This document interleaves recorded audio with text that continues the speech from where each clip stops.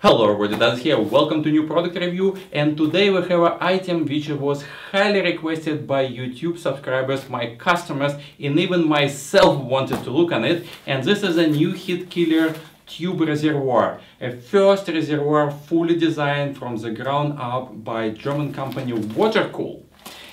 And before we go into details, I would like to shout out thank you to a sponsor. And it's not HEATKILLER, it's Snap Computer Design, my old customer Snap, who bought entire stock of those things, and he graciously agreed to let me to review one of the units, so we have opportunity to open up and look into it in many details. Thank you, Snap.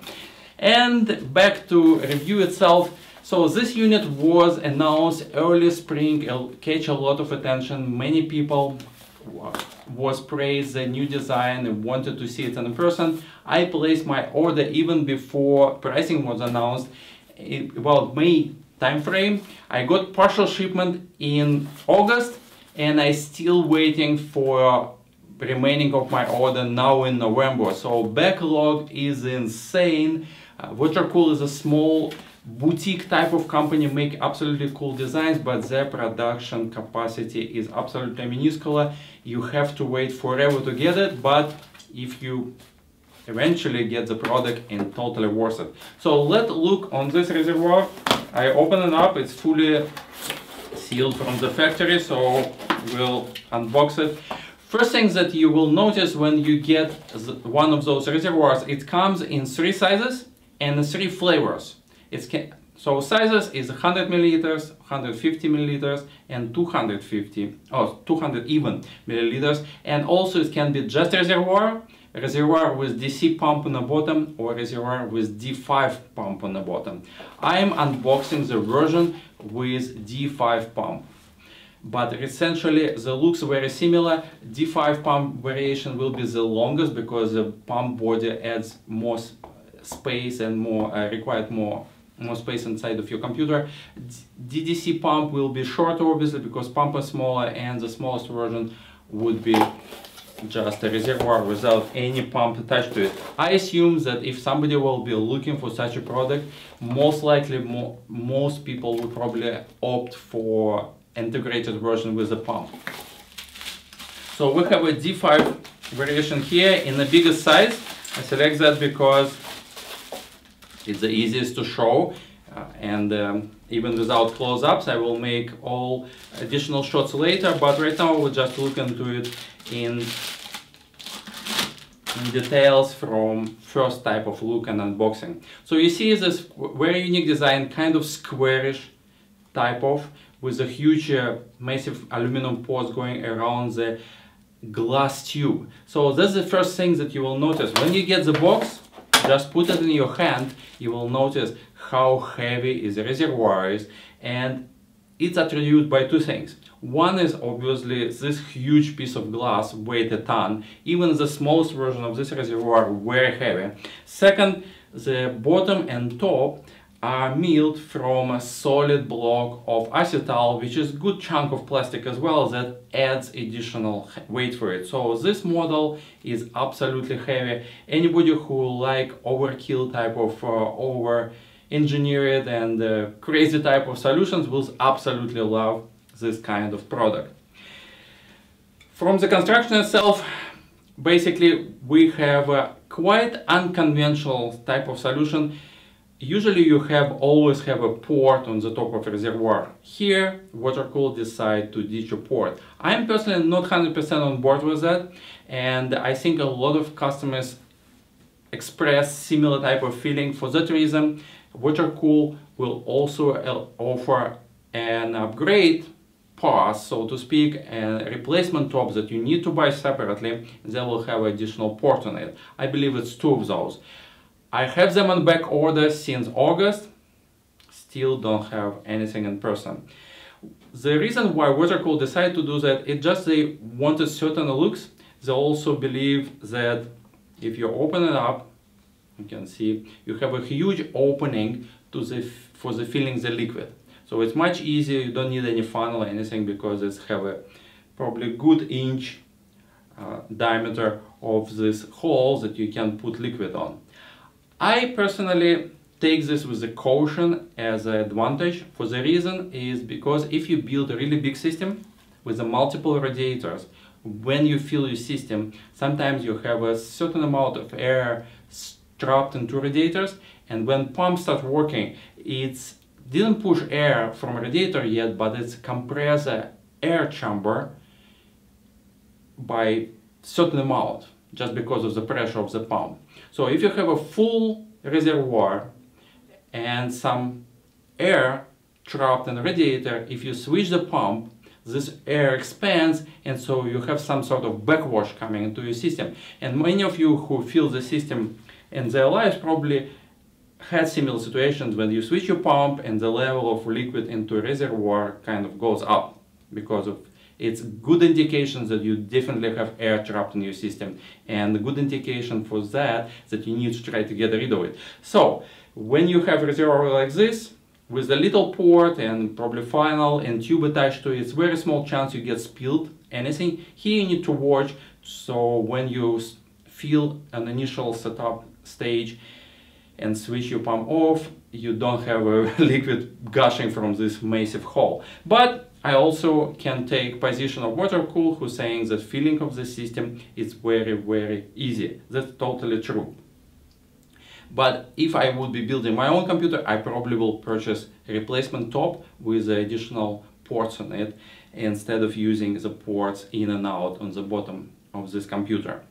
Second thing that Watercool did, they created some sort of anti-vortex system, which is I will not be able to disassemble for you here because it's not my reservoir, I'm just doing unboxing. But if you look on the bottom reservoir, you see a stainless steel plate with multiple holes in it, and I assume that when the water coming through, it's kind of breaking through that plate, and this will not allow the water gushing straight from the round holes that what will happen with most of the simple reservoirs, and it's when it hits the wall of the reservoir body itself, it starts swirling. Sometimes you have this vortex effect that quite often get mediated by either system like this or just a piece of plastic stick vertically inside of a reservoir, or additional fittings that you attach to it. So it's just one of the solutions how you do it, and this is very clean, you don't have nothing sticking out. So for purists who want some sort of clean lines and everything, this is just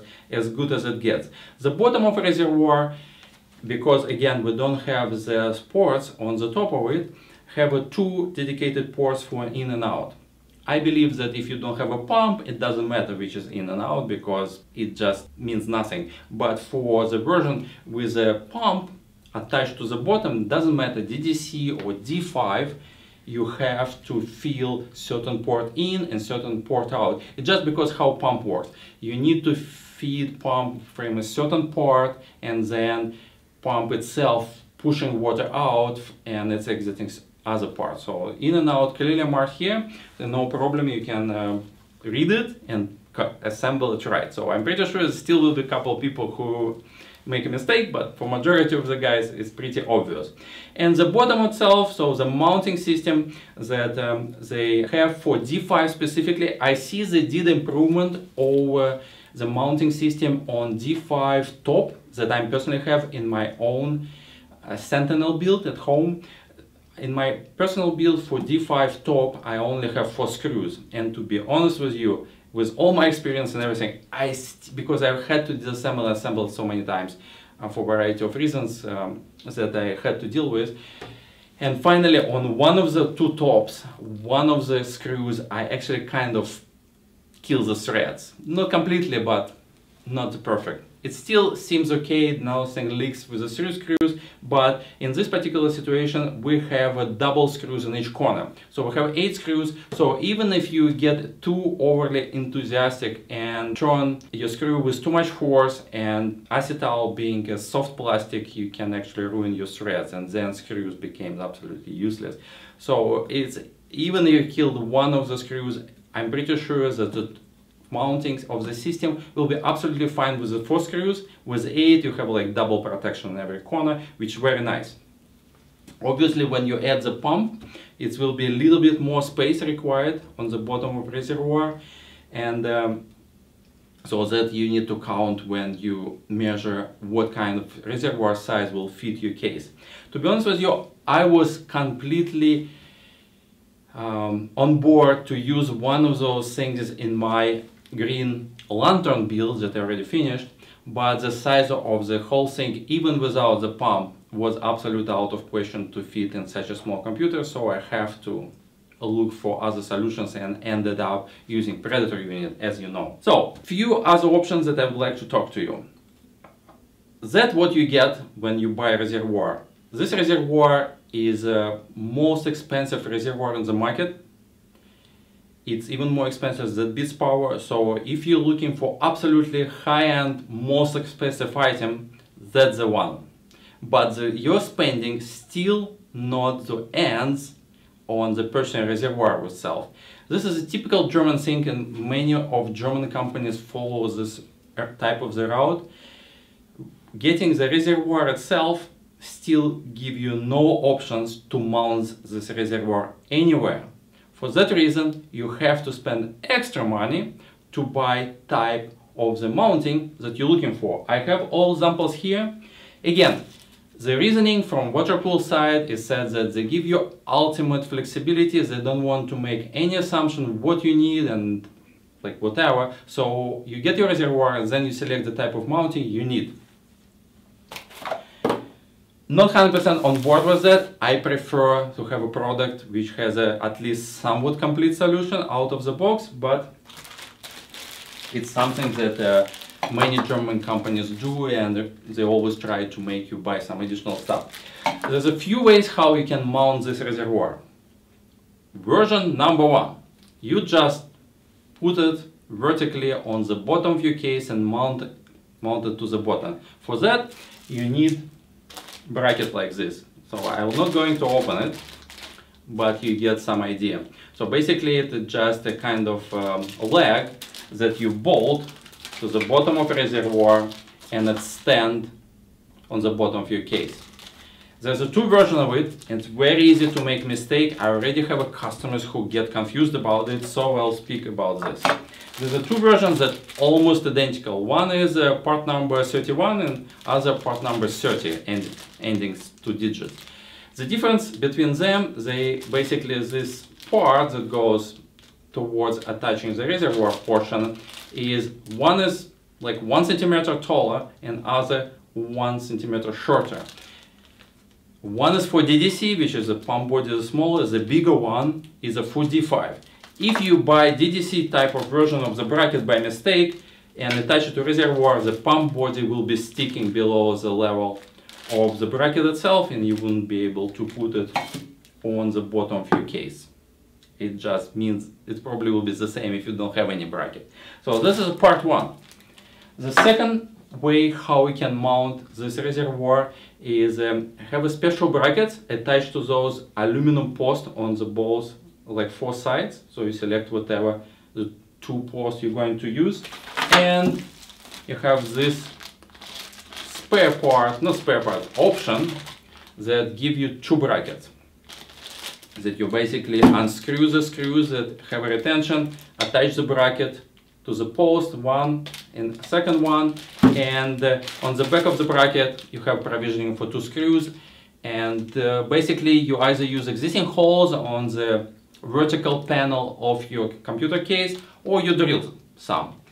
This is most stealth and most nice looking type of the option in my opinion. It also minimizes type of vibration coming from the pump, comparing with let's say my bottom pedestal that usually kind of transfer certain vibration to the case itself. And also they also provide you a rubber feet for that, usually mounting on the side panel of your computer case give you the best results in terms of the noise. I personally never can hear D5 pump when it's properly bled, but I have few customers who swear to God they can hear it. So I guess I'm partially deaf, so D5 pump never noise for me in any circumstances, but nevertheless, if you're one of those people who have a hearing like a predator animal, then I suggest you to use mounting on the side rather than on the bottom. And the last option, which is variation of this, which requires you to spend even more money, you can buy additional plastic brackets that you basically have to attach, I believe, to, yeah, you attach it to those first two that I described you, and this is just two pieces of plastic for 140mm fans or radiators, which doesn't matter. You can attach either to fan or to radiator, and 120mm fans. So you basically assemble two together, and then you have a proper spacing to seat your or hang your reservoir on radiator or fans attached to radiator or computer case. So this is basically three options which require extra cash from your side. So when you put everything together, this absolutely becomes most expensive rares on the market. In my case, I would probably also opt from the top, which add another 10 years or whatever, 15 years that required for that. So pricing hurts, that's for sure. Design, absolutely, it's a killer design. I see a lot of people who can spend enough dough will absolutely love those. I absolutely would love to have this kind of device in my own computer, and probably if I will build any large tower, that's going to be one of my top choices to going with that. There's no option so far for dual pump setup, but it's not necessary. Also, many people following other YouTubers put like dual reservoir system, which is only for looks and no reason to put two reservoirs. It doesn't buy you anything except pleasing visuals. But if you want two reservoirs, you can have two pumps for redundancy. Usually you don't need two pumps because one pump like D5 or DDC perfectly fine for 99.9 type of setups, but a dual type of reservoir give you a little bit peace of mind for redundancy, a little bit high flow, so you can gain a little bit of performance. I know that there's a lot of reports on internet saying that additional flow rate doesn't buy you anything. It's not entirely true. If you have overkill, yes, no. But on certain border situations, you actually can gain a few degrees. So it's not completely correct statement saying that flow rates make zero impact on performance. It does. Alright guys, that's all about this cool product. Again, thank you Snare for letting me open it up and show it to you.